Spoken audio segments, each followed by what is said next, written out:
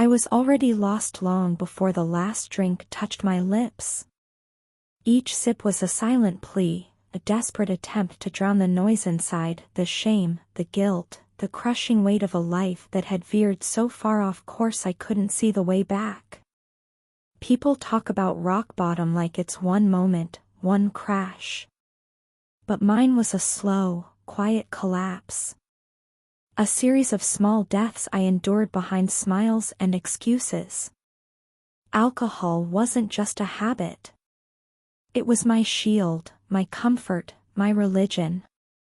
It gave me false courage, made me feel seen, even powerful, until it took everything.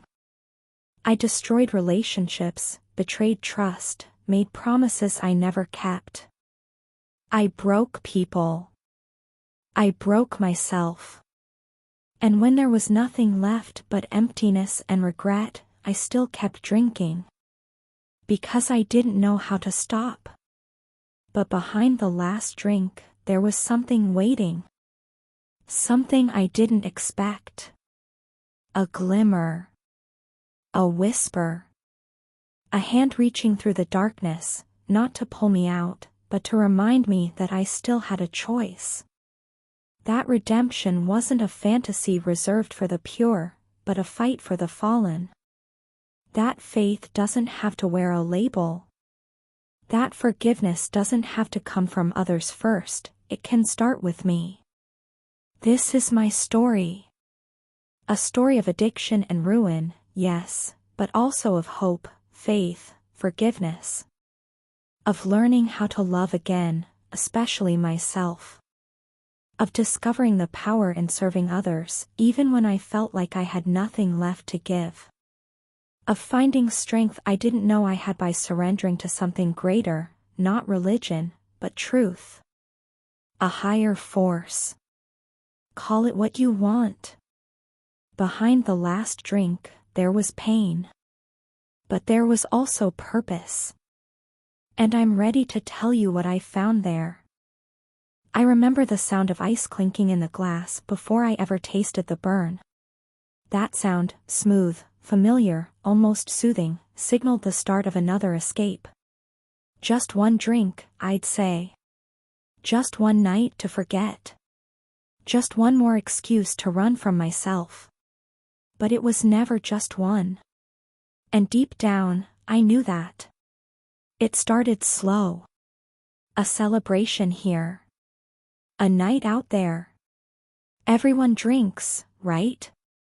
That's what I told myself. I was just unwinding. Just doing what everyone else was doing. But even in the early days, there was something different in the way I craved it. Not the buzz, but the silence that came with it. The quiet inside my head that only alcohol could bring. People said I was changing. You seem off, they'd whisper. I laughed it off. Pretended it was stress, work, life. But inside, I was unraveling. I'd wake up with a dry mouth and a soul even more parched. I'd stare at myself in the mirror, bloodshot eyes, hollow cheeks, the faint stench of regret still clinging to my clothes. And yet, I'd show up. I'd smile. I'd fake it. Because stopping meant feeling. And I didn't know how to feel without coming undone. The lies started piling up, to others, and to myself. I've got this under control. I can quit any time. It's just been a rough week. But the truth? I was slipping. Quietly, dangerously, without even realizing how far I'd fallen. I missed birthdays, ghosted friends, flaked on work, ruined relationships. I became a stranger to the people who loved me. Worse, I became a stranger to myself. But I kept going. Because I couldn't face the stillness. Because in the silence, all the things I buried tried to rise. And I wasn't ready for that. Not yet. There's a moment, not dramatic, not cinematic, when you realize you're no longer drinking for fun. You're drinking to survive. Not physically, not yet. Emotionally. Spiritually. The drink becomes the only thing that makes the day bearable. The only thing that dulls the ache, silences the shame, levels the voices in your head telling you you're a failure, a disappointment, a burden. That moment crept up on me. It wasn't one event, it was dozens. Losing my job, missing rent, waking up on a stranger's floor with no memory of how I got there. Calling people I swore I'd never speak to again just to feel something, anything.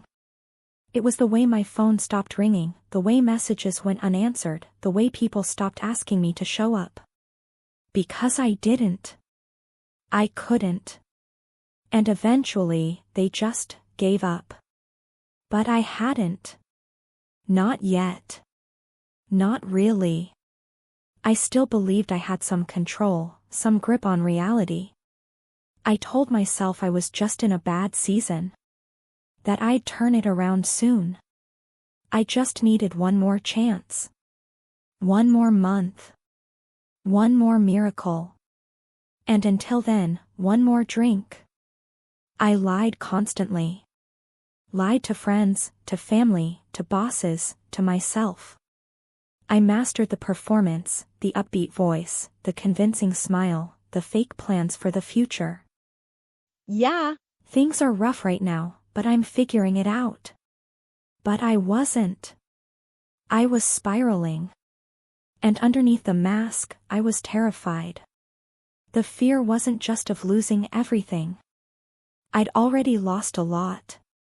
It was the fear that this was all I'd ever be. That I'd never claw my way back.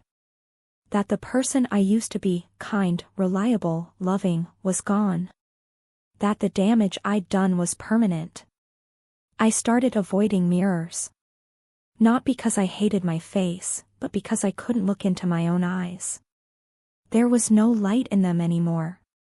Just shadows. Regret. And something worse, resignation. I stopped planning for the future. I stopped dreaming. I started to believe that maybe some people just don't get better. Maybe I was one of them. Rock bottom isn't always loud. Sometimes, it's quiet. It doesn't announce itself with flashing lights or dramatic collapses. Sometimes, it's just the sound of your own breath in the middle of the night, wondering why you're still here. For me, it was a Tuesday. I don't remember the date, I barely remember the day, but I remember the feeling. I woke up on the bathroom floor. Cold tiles, sticky air, a dried-up puddle of vomit, and a silence that was almost violent.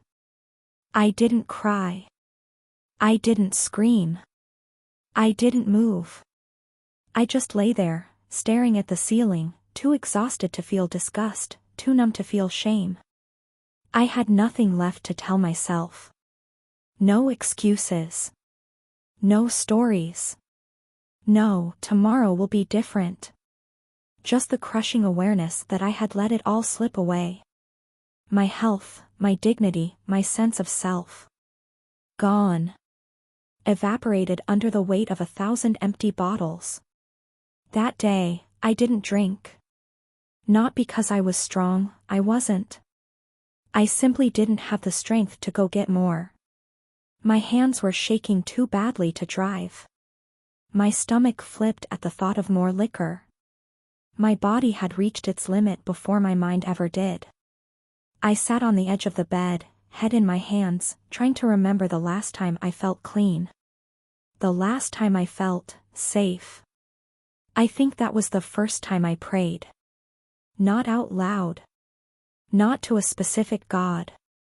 Just a whisper in my head, if anyone's listening, please help me. I didn't expect a sign or a miracle. I just wanted to be heard. Even if I didn't believe in anything, I hoped something might believe in me. I didn't get an answer. Not right away. What I got instead was a quiet pull, a nudge toward the phone. I opened my contacts. Scrolled past names I hadn't seen in years. And there it was. One name. One person I hadn't spoken to since I started hiding. My old friend, Maria. The one who used to tell me I was better than this. The one I'd ghosted when her honesty got too hard to hear. I stared at her name for over an hour. Then I called. She answered on the second ring. I almost hung up before she could speak, but her voice came through the line, steady, warm, familiar. Hello? That one word cracked something open in me. I couldn't speak right away. My throat closed up, my hands were trembling, and the silence on my end stretched into something almost unbearable. Maria, I finally said. My voice was so hoarse I barely recognized it. It's me. She didn't say anything for a second. And then, softly, I know. I expected anger. I expected disappointment. I deserved both. But she didn't ask where I'd been or why I disappeared. She didn't scold me or guilt me. She just asked, "Are you safe right now?" And I broke. Right there on the phone, I sobbed like a child. Ugly, gasping sobs that came from a place I didn't even know still existed inside me. Maria didn't interrupt. She didn't rush me. She just stayed on the line, holding space for all the pieces of me that were falling apart. When I finally caught my breath, I whispered, "I think I need help." And she said the words I didn't know I was waiting to hear, "Okay. We'll figure it out." That was the beginning. Not of recovery, not yet. But of hope. Of something shifting inside me. I hadn't earned her kindness. I hadn't done anything to deserve her time. But she gave it anyway. And that made me wonder, if she could still see something in me, maybe there was something left to fight for. Maria came over that night. She didn't bring lectures or tough love. She brought soup, water, clean clothes, and silence, the good kind. The kind that wraps around you like a blanket and says, "You're not alone anymore." I didn't know then that she was in recovery, too. That she had been down her own dark path years before. That the reason she knew how to help was because someone had once done the same for her. She didn't preach. She didn't push. She just showed up. Day after day. Until I could start showing up for myself. That night, for the first time in years, I slept without a drink. And when I woke up, I didn't hate myself. The first few days felt like walking through fog with bare feet over broken glass. Every hour stretched endlessly. My body ached, my hands shook, and my mind screamed for relief. The withdrawal wasn't just physical, it was emotional, spiritual. It was like peeling back layers of numbness and being forced to feel everything I'd buried. Guilt. Shame. Anger. Loneliness. All of it. Maria stayed close. She didn't hover, didn't smother me. She just made sure I wasn't drowning alone. She gave me space when I needed it and sat with me when I couldn't be alone. Sometimes we'd just sit in silence, the TV playing softly in the background, while I tried to remember how to breathe. One night, around day 3 or 4, I lost track. She handed me a notebook. "Write," she said. "Anything. Even if it doesn't make sense." I stared at the blank page for a long time before the words finally came. Not full sentences, just fragments. "I'm scared. I hate myself. I don't know who I am anymore. And beneath all of it, one small truth, I want to be better." Writing became my anchor. It was messy, raw, painful, but honest. For the first time, I wasn't editing my feelings to make them palatable. I just poured them out. And slowly, the weight started to shift. Not disappear, but shift. I started to see that maybe I wasn't broken beyond repair. Maybe I was just wounded. And maybe wounds could heal if I let them. Maria took me to my first recovery meeting that weekend. I was terrified. My skin felt too tight, my thoughts too loud. Walking into that room felt like walking into a courtroom, expecting a sentence. But what I found instead was a circle of people who got it. Strangers, all of them, but they looked at me with recognition. Like they'd been exactly where I was. I didn't speak that first time. I just listened. And what I heard was unexpected, not horror stories, not preachy advice, but truth. Painful, messy, hopeful truth. One guy said, "I thought I had to fix myself before I could be loved. Turns out, getting loved is part of the fixing." That line stayed with me. Because deep down, I still didn't believe I deserved to be loved. But for the first time, I wanted to try. Trying meant showing up. Even when I didn't want to. Especially when I didn't want to. The days that followed weren't cinematic breakthroughs or dramatic transformations. They were slow, repetitive, sometimes excruciatingly quiet. I'd wake up drenched in sweat, heart pounding from dreams I couldn't explain. I'd stare at the ceiling wondering how I ever lived without chaos. My body was detoxing, yes. But so was my soul. Maria helped me build a routine. It started small. Wake up, make the bed. Shower, even if I didn't feel like it. Eat something, anything. Write a few lines in the notebook. Attend a meeting. Call someone from the list. One day at a time. That phrase, one day at a time, felt cliché at first. But I clung to it like a life raft. Because a whole future felt impossible. But one day? Maybe I could do that. There were moments I wanted to run. Days when the weight of staying sober felt heavier than the weight of drinking ever did. I missed the escape. The numbness. The ability to not care. Sobriety, at least in the beginning, made everything louder. The silence in the room. The ache in my chest. The memories I tried to forget. But there were also moments, tiny, unexpected moments, when I felt something shift. Like when I laughed, really laughed, for the first time in years. Or when I sat through a whole meeting and didn't count the minutes until it ended. Or when I looked in the mirror and didn't look away immediately. Small victories. Quiet ones. But real. I remember sitting in the back of a meeting, hearing a woman share about relapsing after 5 years. Her voice didn't crack. Her eyes didn't beg for pity. She just said, "I forgot I needed help. So I tried to do it alone again." And alone is where the darkness grows. That hit me hard.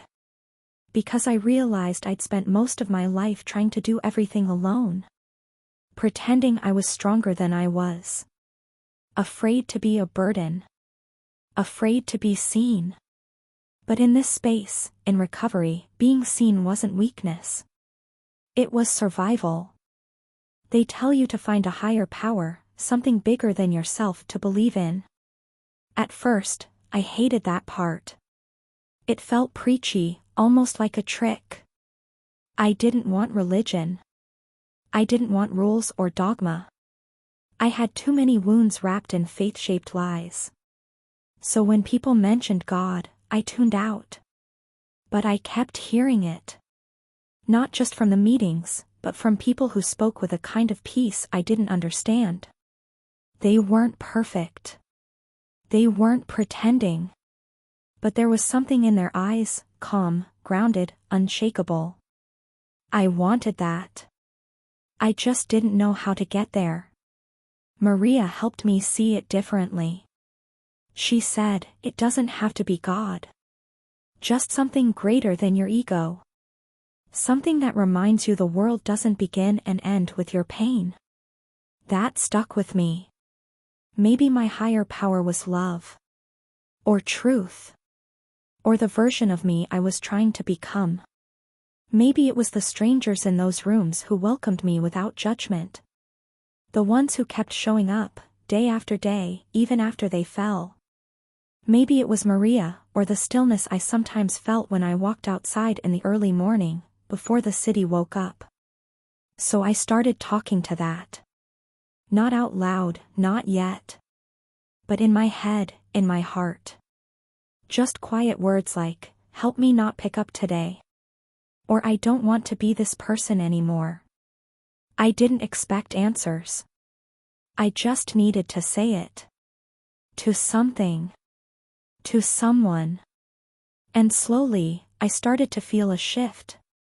I wasn't alone in the same way I had been before. Even when the room was empty, something inside me felt held. Like maybe there was a force that wasn't trying to punish me, but to carry me. A force that whispered, you don't have to do this perfectly. You just have to keep going. I started to believe, not in religion, but in possibility. That I could change. That I was worth saving. That the person I had been wasn't the full story.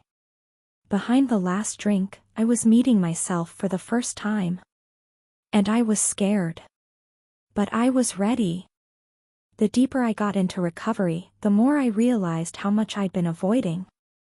Sobriety wasn't just about quitting alcohol, it was about facing everything I drank to forget. The people I hurt. The choices I made. The wreckage I left behind. One of the first assignments I got from my sponsor was to make a list, everyone I'd wronged, every relationship I'd damaged. At first, I resisted. What was the point of digging all that up? I couldn't undo the past. Couldn't take back the words, the nights, the broken trust. Some of those people wouldn't even answer my calls if I tried.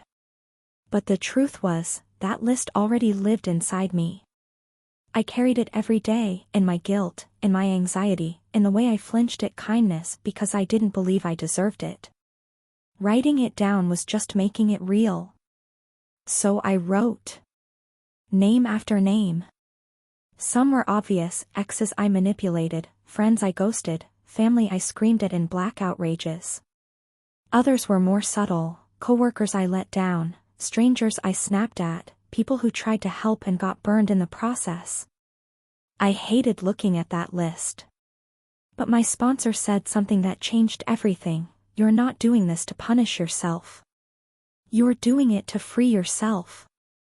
And that's when I realized I'd been living in a prison I built myself. Made of secrets. Denial. Shame. Every time I told myself I wasn't that bad, I added another brick. Every time I ran from the truth, the walls grew taller. But if I wanted to live different, I had to tear it down, one honest moment at a time. Making amends wasn't about fixing the past. It was about owning it. Taking responsibility without expecting forgiveness. And learning to forgive myself, even if no one else did. Some of those conversations were brutal. Some never happened. But each one, whether spoken or written in a letter never sent, peeled something off of me. A layer of guilt. A weight I didn't realize I was still carrying. I didn't get closure from everyone. But I got clarity. And clarity was the beginning of peace. Clarity is a strange gift. It doesn't arrive with fireworks or some overwhelming sense of triumph. It creeps in quietly, like light under a door you thought was locked. With every sober day, every honest step, the fog began to thin. I started seeing things as they were, not as I feared or fantasized them to be. But clarity came with consequences. Without the haze of alcohol to blur the edges, I saw myself, truly, for the first time. The wreckage wasn't abstract anymore. I remembered the fights in detail. The missed birthdays. The lies I told with a straight face. I remembered the look in my mother's eyes the last time I screamed at her for not understanding me, when all she was trying to do was save me. It was painful, but it was necessary. And right alongside the pain, something unexpected emerged: compassion. Not for the damage I caused, but for the person I was when I caused it. I had been sick. I had been scared. I was surviving the only way I knew how, even if it hurt everyone around me. That didn't excuse it, but it helped me stop hating myself for it. Because self-hate? That was its own kind of addiction. I started volunteering at a local shelter. Maria suggested it. At first, I resisted. What could I possibly give anyone? I was still broken, still trying to piece myself back together. But she said, sometimes healing starts when we stop making it about us. So I showed up. At first, I just sorted donations and kept to myself. But then I started listening, really listening, to the stories of the people there. Veterans, single mothers, people battling addiction, just like me. Their stories weren't that different from mine. Pain was the common language. So was hope. And slowly, service became part of my recovery.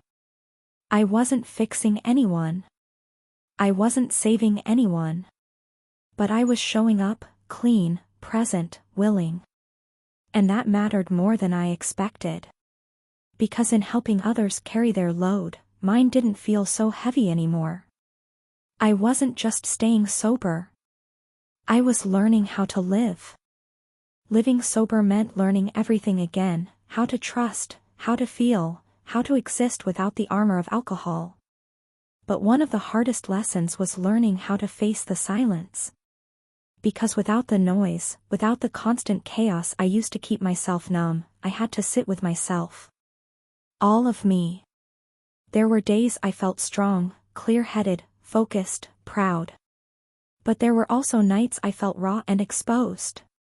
Like my skin had been stripped off and every little thing, a memory, a smell, a song, could slice me open.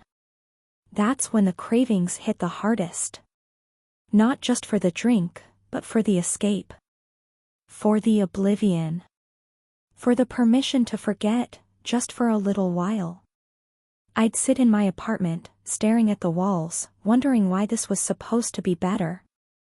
Why pain was now sharper, emotions now louder. But then I remembered something I heard in a meeting: you're not feeling worse. You're just feeling again. That realization shook me. Because for years, I wasn't feeling anything real. Just flashes of guilt, rage, self-pity, drowned quickly in liquor. But now I was actually processing. And healing doesn't always feel good. Sometimes it hurts like hell. I started leaning harder into the things that grounded me. Writing. Meetings. Prayer, or something like it. Nature. Maria. Little things, like music that made me breathe deeper or taking time to cook a real meal instead of microwaving whatever I found. I started building a life, not just surviving one. One afternoon, I passed the liquor store I used to visit every night. The same man was standing outside, asking for change. He looked at me, and I saw something in his eyes: recognition. Not because he remembered me, but because he saw himself in who I used to be. And in that moment, I didn't feel better than him. I felt grateful. Because the only difference between us was time. And grace. I used to think forgiveness was something you had to earn, a reward handed out once you proved you were no longer the person who did the damage. But in recovery, I started to learn a different truth: forgiveness isn't about proving anything. It's about releasing the hold the past has over you. The hardest person to forgive was myself. I could list all the people I'd hurt, all the trust I'd shattered. I could recall every broken promise, every slurred insult, every night someone waited for me and I never showed up. That list played on a loop in my head like a punishment I believed I deserved. And for a long time, I wore that guilt like armor, thinking it would keep me humble, keep me from slipping. But it didn't protect me. It kept me stuck. In one meeting, a woman shared something that cut through my shame like a blade. She said, "You're not responsible for the damage you did in survival mode. But you are responsible for the healing now." That hit me like a freight train. Because deep down, I'd been trying to atone by punishing myself. As if suffering was the only way to prove I was sorry. But punishment isn't the same as transformation. So I began the work of forgiving myself, slowly, painfully, without shortcuts. I wrote letters I never sent. I sat in quiet rooms and whispered things I was too afraid to say out loud. I stared at the version of me I used to be, the one who lied, who drank, who gave up, and I didn't look away. And eventually, I said the words, "I forgive you." Not because it erased the past, but because I refused to let the past define the rest of my life. Forgiveness didn't come all at once. It came in moments, in the way I showed up sober for dinner with my family, in how I listened without interrupting, in how I apologized without making excuses. It came in grace. It came in choosing every day not to run from who I was, but to keep becoming who I was meant to be. As I rebuilt my life, one truth kept resurfacing: recovery isn't a finish line, it's a rhythm. A daily recommitment to the life I want, not the one I used to settle for. And some days, that rhythm flows easily. Other days, it drags like chains behind me. But the key is, I keep showing up. Routine became my salvation. Wake early. Make the bed. Stretch. Coffee, not to stay awake, but to anchor myself. Journaling. Meetings. Connection. Service. The structure wasn't a prison. It was a path. Without it, my mind wandered to old thoughts, old habits, old escape routes. But now, I had tools. And one of the most powerful tools was being of service to others. Not for credit. Not to feel like a hero. Just to remind myself that I'm not the center of the world, and thank God for that. When I sat with newcomers in meetings, shaking, ashamed, raw, I saw myself. Not in pity. In recognition. I knew their language. Their darkness. Their fear. And I could look them in the eye and say, "It's possible." I'm living proof. That's not pride. That's purpose. Purpose became my compass. Without it, sobriety would feel like a punishment. But when I focused on why I was doing it, not just to avoid destruction, but to build something real, every day had meaning. Even the hard ones. I reconnected with my family. Awkwardly at first. Slowly. There were long silences, old wounds, visible hesitation. But I didn't force it. I just kept showing up. Sober. Honest. Willing. And over time, those silences turned into conversations. Then laughter. Then trust. My mother hugged me one night and said, "I missed you." Not in a guilt-ridden way. Just truth. I didn't have to say much. My presence said it for me. For the first time in years, I wasn't performing. I was simply living and being seen. And that was everything. There's a moment in recovery, not marked by a date or a milestone, when you realize you're no longer surviving. You're living. Not perfectly. Not without pain. But fully. And the things that used to feel unbearable? Now they're just part of the story. Not the ending. That moment came for me in the middle of an ordinary afternoon. I was walking home from a meeting, the sun warm on my face, and suddenly I felt it, peace. No loud revelation. No dramatic shift. Just quiet, steady peace. The kind that doesn't demand attention. The kind that lets you breathe deep and realize, I'm okay. Right now, I'm okay.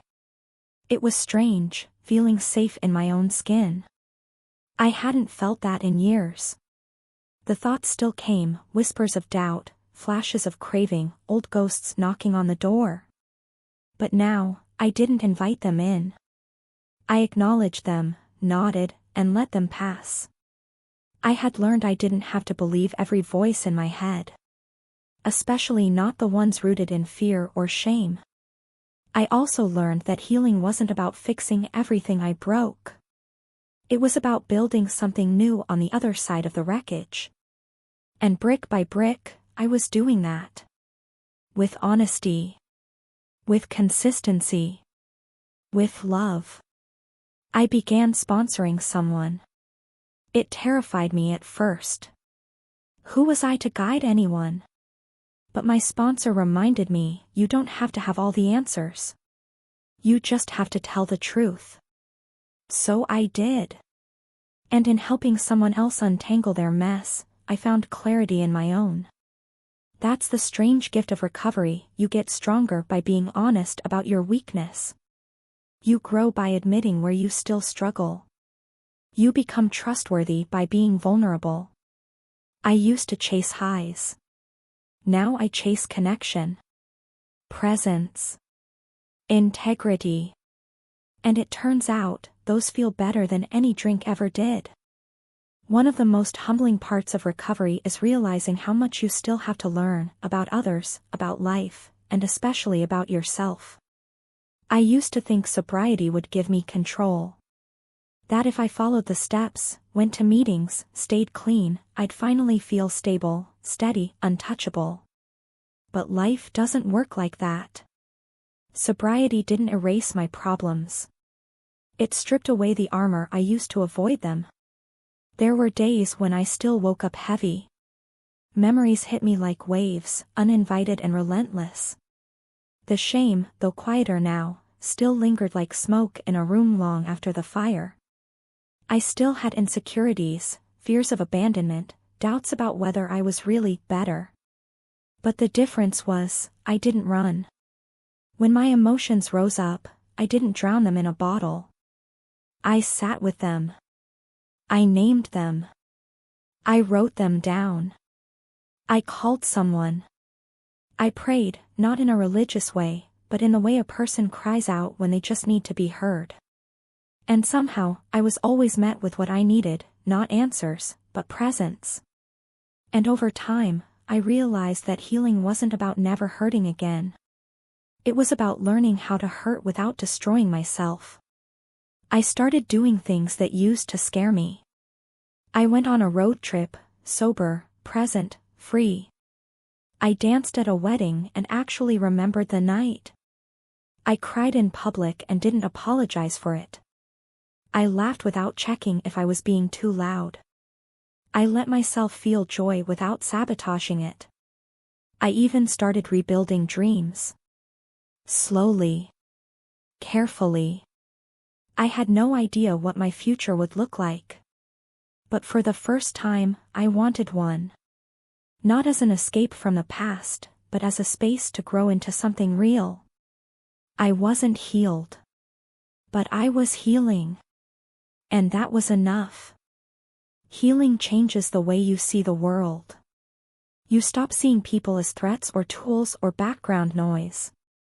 You start seeing them as mirrors, some reflecting who you used to be, others showing glimpses of who you're becoming. I started noticing things I'd missed for years. The way someone's voice cracked when they talked about their father. The tremble in a hand holding a coffee cup. The pause between words when someone was trying not to cry. These moments used to blur by me in the fog. But now, I saw them. Felt them. And I began to understand what real empathy looked like. It wasn't about giving advice or fixing anything. It was just being there. Staying when it got uncomfortable. listening without waiting for my turn to talk. Holding space for someone else's pain, even if it reminded me of my own. In doing that, I found something I didn't expect: purpose. Not the kind that screams from a stage or earns a paycheck. The quiet kind. The kind that shows up when someone texts you at 1 a.m. and says, "Are you up?" and you answer. The kind that sits beside a newcomer at their first meeting and says, "Me too." And that, I realized, was how I would stay sober, by giving away what was given to me. I used to believe I was unworthy of love. That I had to earn grace. But love isn't a reward. It's a current. You step into it by showing up. By telling the truth. By forgiving yourself again and again and again. And when you do, you find people who are doing the same, and suddenly, you're not alone. That's the real miracle. Not that I stopped drinking. But that I started living. And that life, this new, messy, beautiful life, didn't need to be perfect. It just needed to be honest. Honesty used to terrify me. It felt like exposure, like peeling off my skin and handing it to someone else. But in recovery, honesty became my foundation, not just with others, but with myself. I used to lie constantly. Not always with words, but with silence. With fake smiles. With the way I said, "I'm fine," through clenched teeth. I lied because I was afraid of being rejected. I thought if people really saw me, the mess, the mistakes, the craving, the darkness, they'd walk away. But the opposite happened. The more I told the truth, the more I was met with grace. Not always from others, but from within. And slowly, that truth became freedom.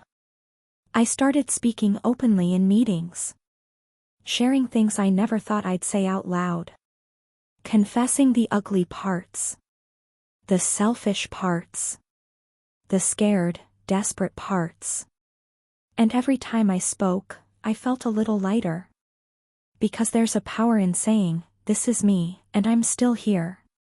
It taught me how to show up in real life too. I had hard conversations with people I hurt. Not to fix the past, but to honor it. To acknowledge their pain. To say, "I see what I did, and I'm sorry." Some people forgave me. Some didn't. But I forgave myself for waiting so long to try. I also learned how to set boundaries, with others, and with my old self. There were people I couldn't bring back into my life.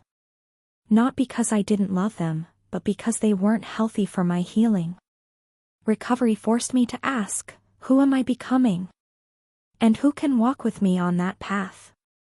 I chose peace over comfort. Truth over approval. Progress over perfection. And little by little, I became someone I wasn't ashamed of anymore. Not because I had it all together. But because I was finally living with nothing to hide. I used to chase big moments, the dramatic turnarounds, the sudden transformations. But recovery taught me that real change lives in the quiet, consistent choices. Not in fireworks, but in flickers. Waking up early, even when I didn't want to. Making my bed. Returning calls. Showing up to meetings. Saying no when I meant it. Saying yes when it scared me. These weren't glamorous acts. No one clapped. But they built a new life, one decision at a time. There were setbacks. Always. There were days I snapped at people I loved.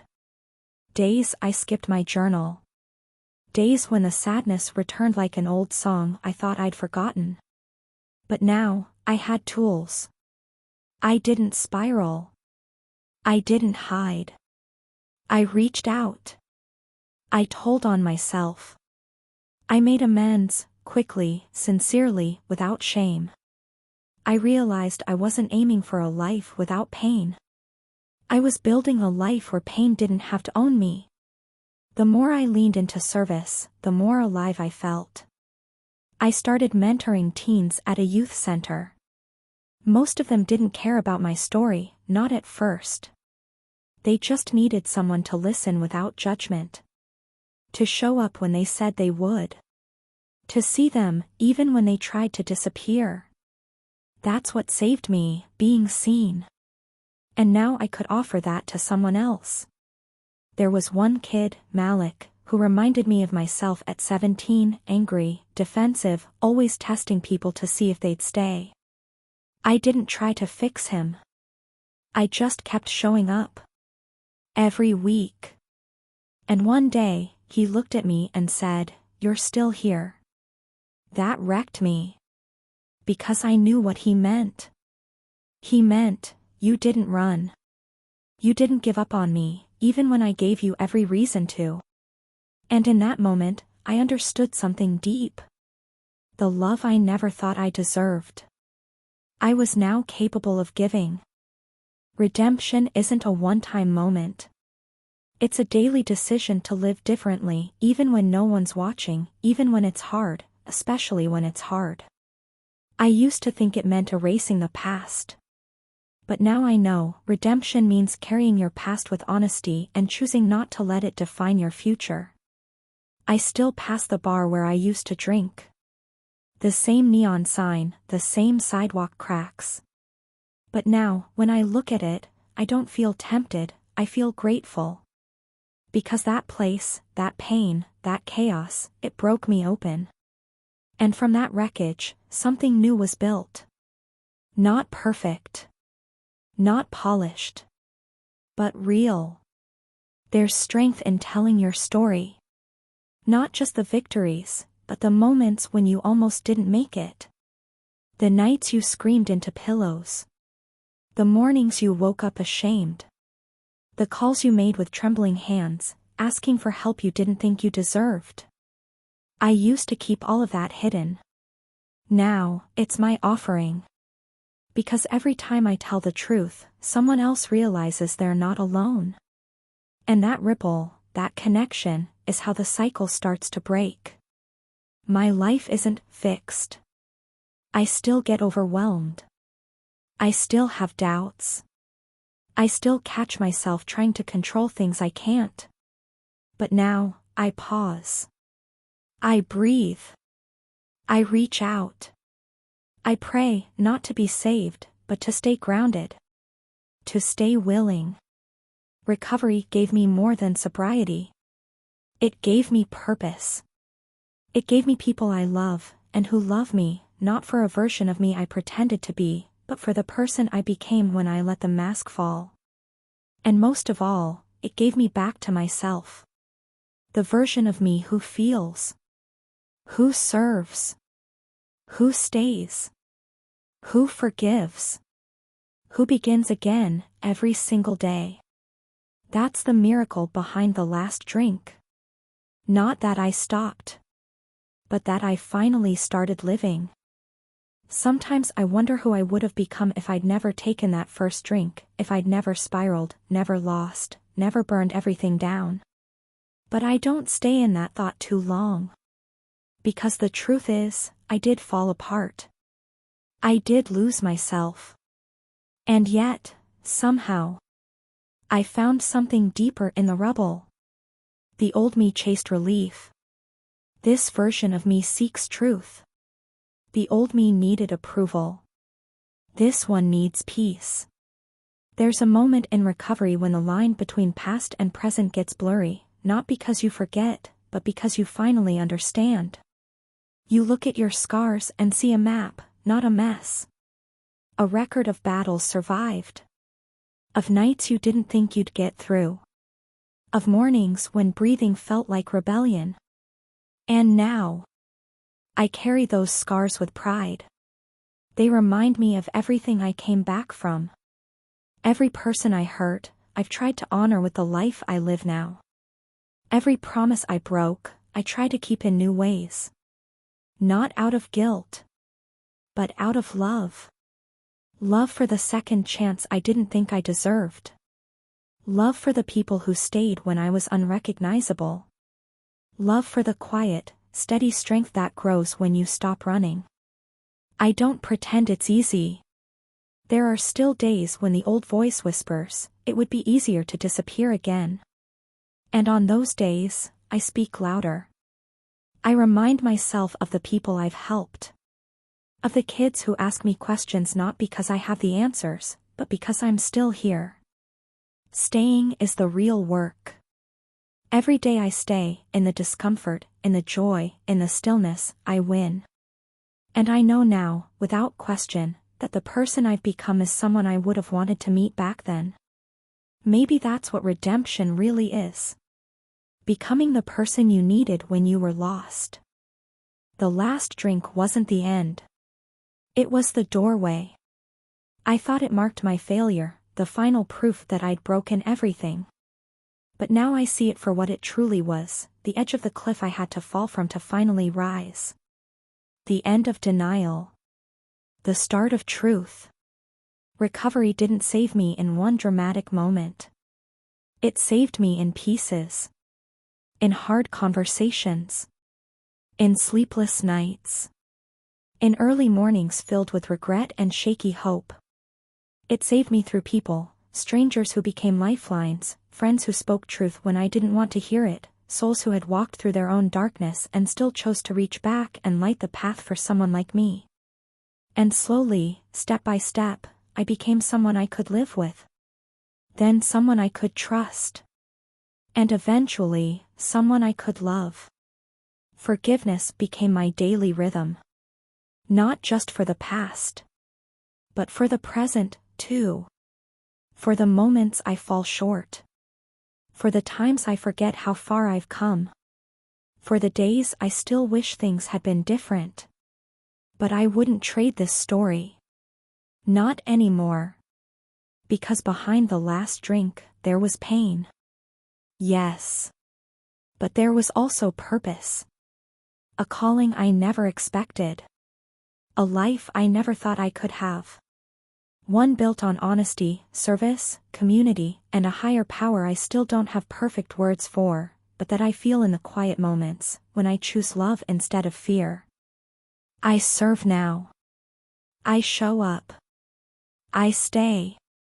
Not because I'm perfect. But because I'm free. And every time I speak, I remember what someone once told me, your story will save someone else's life. That's why I keep telling it. Because behind the last drink, there was me. Waiting.